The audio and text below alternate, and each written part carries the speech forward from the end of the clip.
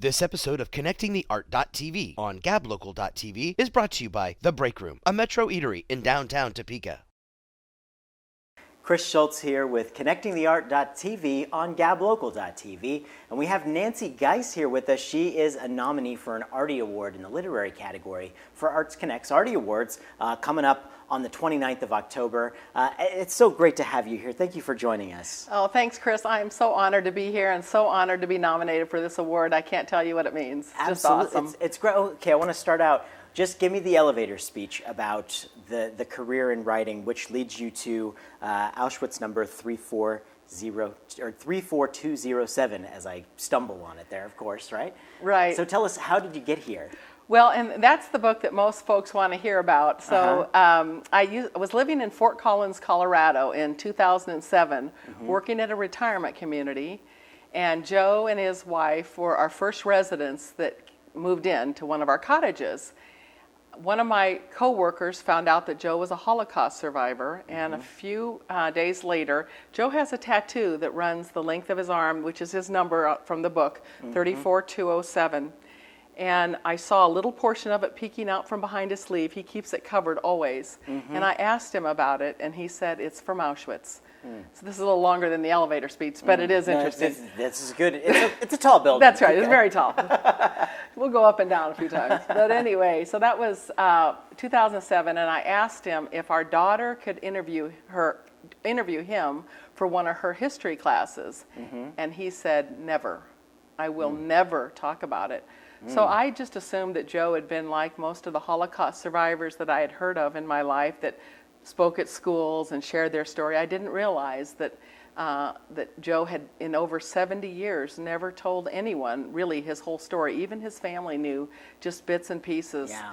So that was 2007. I let it go, but fell in love with Joe. You can't not fall in love with Joe. He's the most gregarious, loving, kind man. And we stayed really close, but I never asked him about it again. And several years later, my husband and I moved to Topeka. We were back visiting Colorado. I was back in the retirement community, driving down the street. I saw Joe walking down the street. I pulled my car over. He poked his head in the car window and out of the blue said, "Nancy, I want to tell you my story." Wow. So that was 5 years after I first asked him if our daughter could interview him. Did he say what flipped? Why his decision changed? Yeah, I think it was primarily he realized as he was getting older, he's in his 90s now, that when he passes away, no one would know. And even his grandkids, which he was really concerned that they would never know. And they really didn't know much about Joe's family of origin from Poland. When Joe was 21 when he was taken by the Nazis and never again saw anyone he knew or loved. Wow. So it was just really painful for him, and he really had not shared even that much, as I said, with his family. So it was just time, and now he's so glad, and he'll say, "We just had to get it out, didn't we, Nancy?"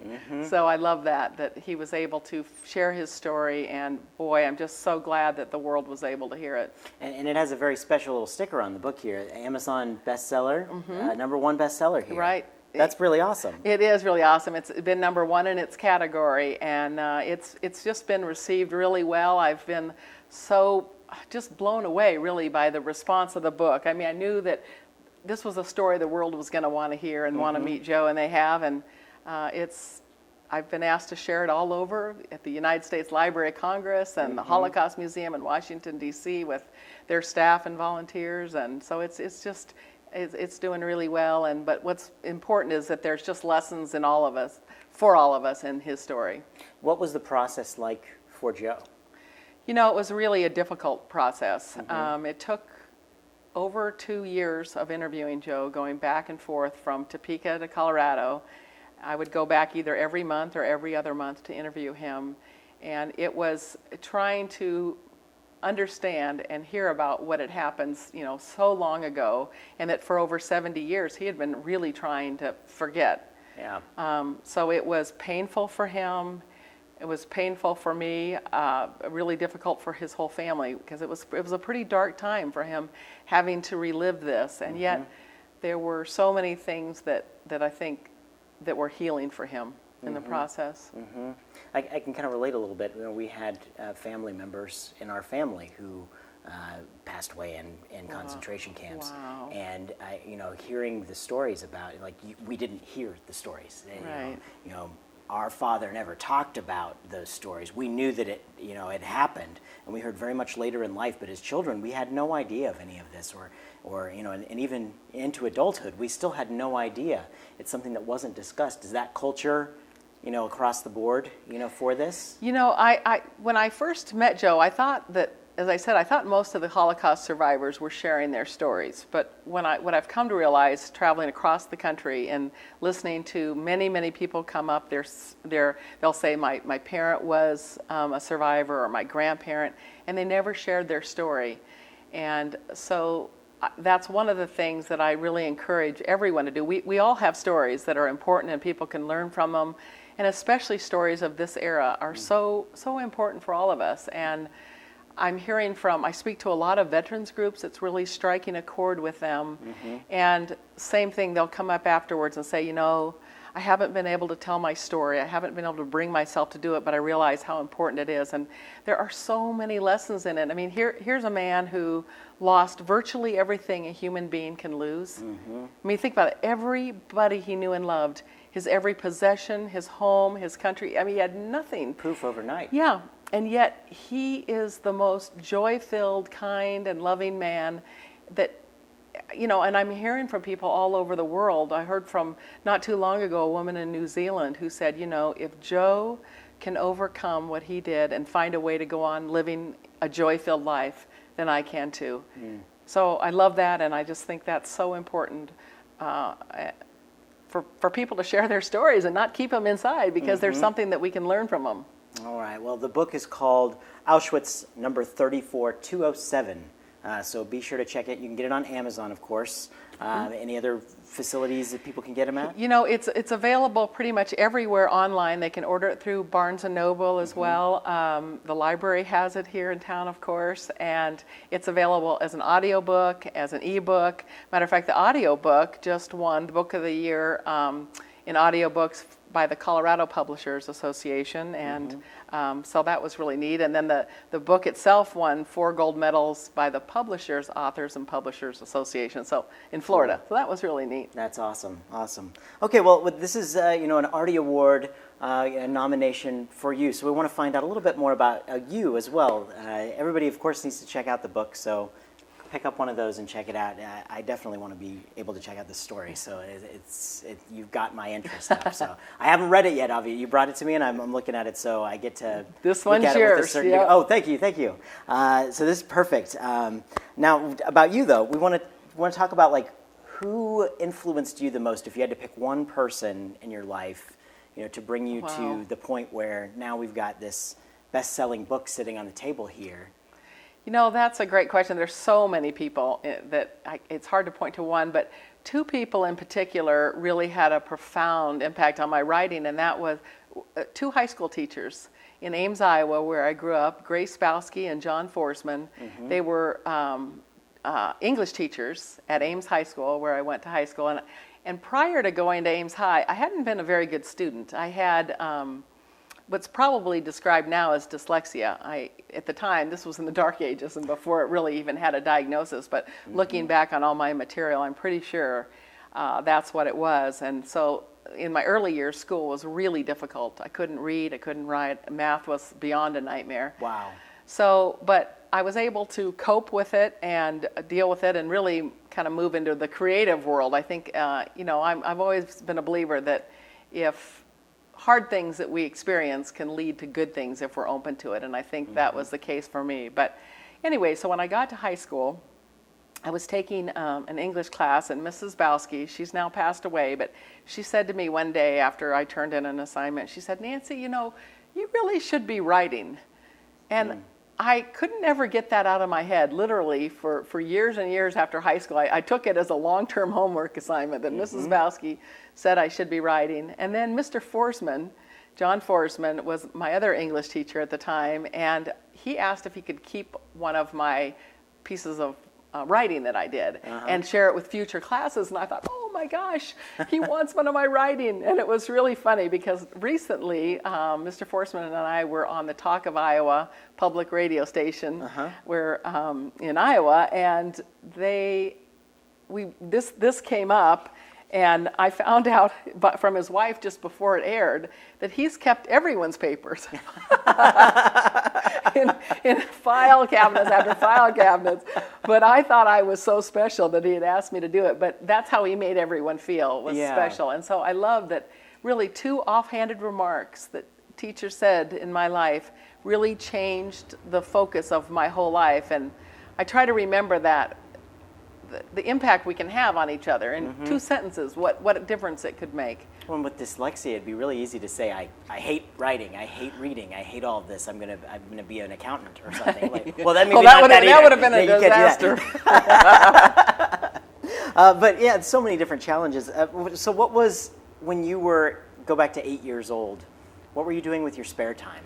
Pretending. Living in a pretend world, really. You know, I had a great childhood growing up. It was just that school was painful at times, just because I just tended to be at the bottom of the class. They held me back, and I went from the bottom of that class to the bottom of the next because they just didn't understand what the issue was.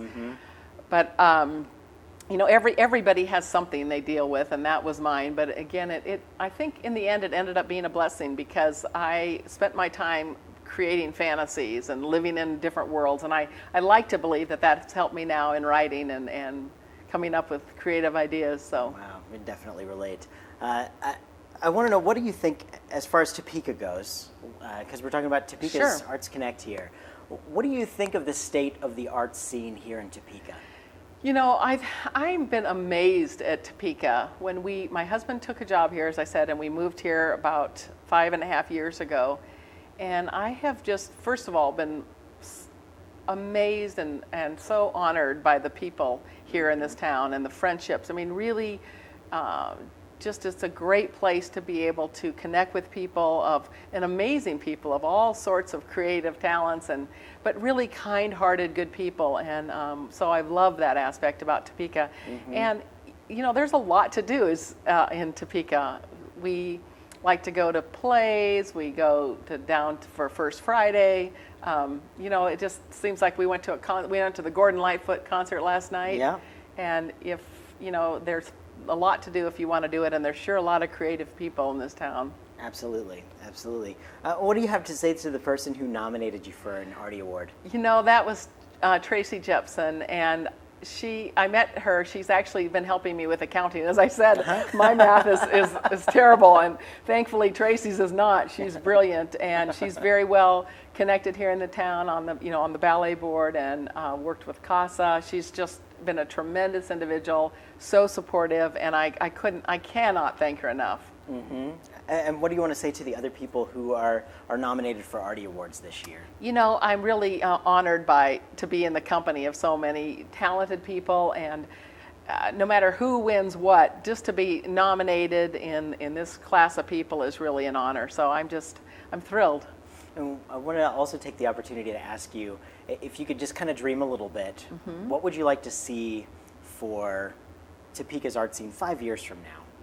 You know, I would like to see that it continue to grow and thrive, and especially with all the work that's been done downtown. I really, really hope to see a really vibrant downtown. There's no reason why it shouldn't be. You know, you look at the downtown in Lawrence, a few miles away, and Kansas City, and it's, you know, the people are here that can support it and make it happen.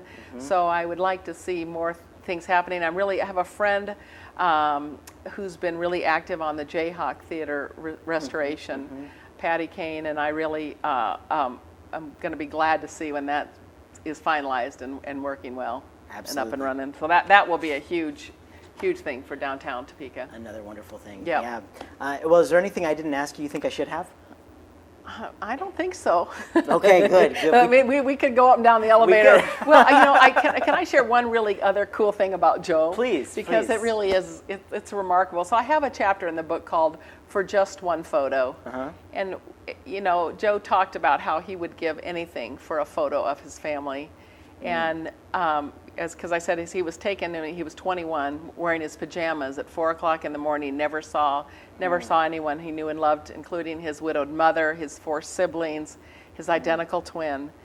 And I kept thinking the whole time I was interviewing him, there's got to be a photo of his family. They lived for generations in Poland, so I had researchers looking throughout these 2.5 years that I was interviewing Joe, and nothing, no photos. So the book came out in in April of 2015, last year. In November, I got a call from one of my researchers who said, "Nancy, you won't believe it, but we found a photo of his older brother, his identical twin, and his widowed mom." Oh my! So I mean, I can still hardly talk about it without getting emotional, because you talk about human emotion. When Joe saw the faces of those he loved, he hasn't seen since 1942. An identical twin brother. An identical twin. We're still missing photos of 2 siblings, his older brother and older sister, but to have found those was miraculous. Wow. Wow. Excellent. Well, thank you for sharing that. Absolutely. I hope people will pick up Auschwitz number 34207. Check it out. Get it on Amazon. I really do appreciate you coming by and taking a little time to tell us all about it. And congratulations on the not only the Arty Award nomination, but the best-selling book right here. Well, thank you. I'm so honored, as I said, and thanks for having me. It's neat that you're doing this and helping the arts in Topeka, which is so important. Now, you know what, Nancy, I can't let you go until we do the notorious lightning round. Okay. That's where we have a big fake clock over here. We put 60 seconds on. But we don't really time it. Okay. And I'll ask you these questions. You give me the first thing that pops to your mind as fast as it comes. Okay. Right? Here we go. And in your opinion, what was the greatest movie ever made? Pride and Prejudice. Okay. Which big-name celebrity do you idolize the most? Well, Tom Hanks comes to mind. I really like his work. I don't know know if idolize is the right word, but I like his work. If you had one superpower, what would it be? Superpower, to fly. Okay. Do you have any tattoos? No. If you could take one personal item with you on a trip to Mars, what would it be? Photos of my family. All right. Who are the top 3 people who make you laugh the most? My husband, my 3 daughters, and my 3 daughters. I guess that's 4. We'll take it. What's your favorite kind of sandwich? Oh, wow. Turkey. All right. Favorite kind of music? Favorite kind of music? You know, that's another good one. I like everything. I don't even know. I'd say rock. Okay, all right. And if you were an ice cream flavor, what would you be and why? I would have to be chocolate caramel blend, because with nuts and a lot of everything good in there, because I like all the sweet and wonderful things of life all mixed together. Very nice. And who's your favorite local talk show host? Oh, it might be Chris. Okay. Well, thank you, Nancy. Thank I really you do appreciate so you coming much. by. Best of luck to you, and please keep us updated with what you're working on, I will do because that. I just can't wait to see where this goes. Thanks so much, Chris. You bet. Honor Thank to be you. here. Absolutely.